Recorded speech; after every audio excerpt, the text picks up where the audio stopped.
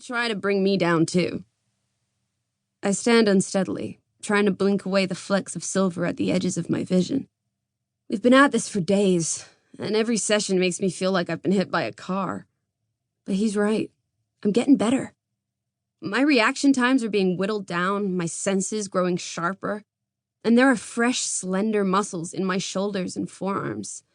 I've never felt as powerless as I do when I fight Leoben, but this training is the only thing in my life right now that makes me feel like I'm in control. You okay? Leoben asks, peering at me. You don't look so good. I rub my eyes, swaying. Yeah, I'm fine. He shakes his head, the streaks of iridescent blue eyeliner traced above his lashes catching the sunset's dying light. You're a bad liar is what you are. Come on, Cole'll be back from lookout soon. We should stop for the night or he'll kick my ass for beating you up. I disabled his protective protocol.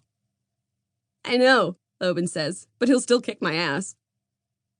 He slings an arm round my shoulders, walking me back into our makeshift camp. Our 2 jeeps are parked in a muddy clearing, a camouflage-printed tarpaulin stretched between them. The trees around us are tall and thick, their trunks coated with moss, the ground at their bases bursting with ferns. We've been here for a week, hidden deep in the forest, an hour's hike from the Zarathustra lab. We camped in its parking lot the first night after I blew up the gen kits, but a troop of Cartaxus soldiers arrived and sent us fleeing into the woods. None of us wanted to stay near the prison we spent our childhoods in. But we were too hurt to get on the road, and we had nowhere else to go anyway.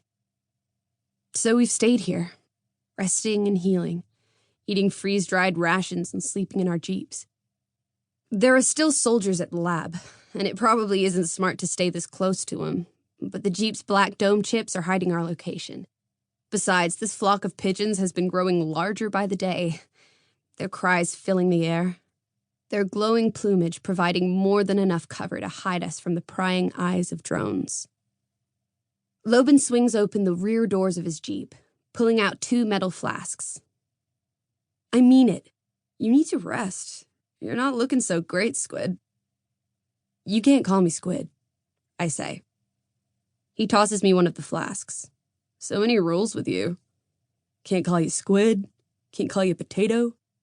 You're my sister, and you're getting a nickname. Cole doesn't have a nickname. He rolls his eyes. That's because his name is Cole. I unscrew the flask and take a swig of water, swishing it around my mouth to clear out the blood, then spit it into the grass. And where did you get Squid? They can change the expression of their genes, kind of like you. Cephalopods. I read about it. Wow. I take another swig, fighting a rush of dizziness as I tip my head back.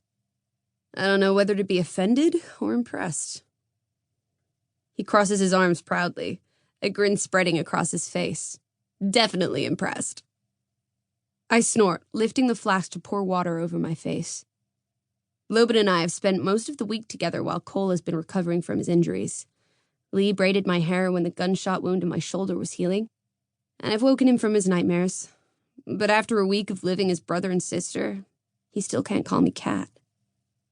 Honestly, I don't really mind, though I'm not so keen on Squid. The 3 of us are all coping with my identity in our own ways. Cole's been quiet, Lee's cracking jokes, and I'm doing what I always do, building carefully constructed fortresses of distraction and denial. That's how I made it through the outbreak. I spent my days hacking Cartaxus, helping Novak's rebel group, the Skies, distribute medical code to the survivors on the surface. The harder I worked, and the longer I locked myself away in the cabin's basement lab, the less it hurt when I heard people detonating in the distance or had to choke down doses for immunity. This week I've had no shortage of ways to occupy my time.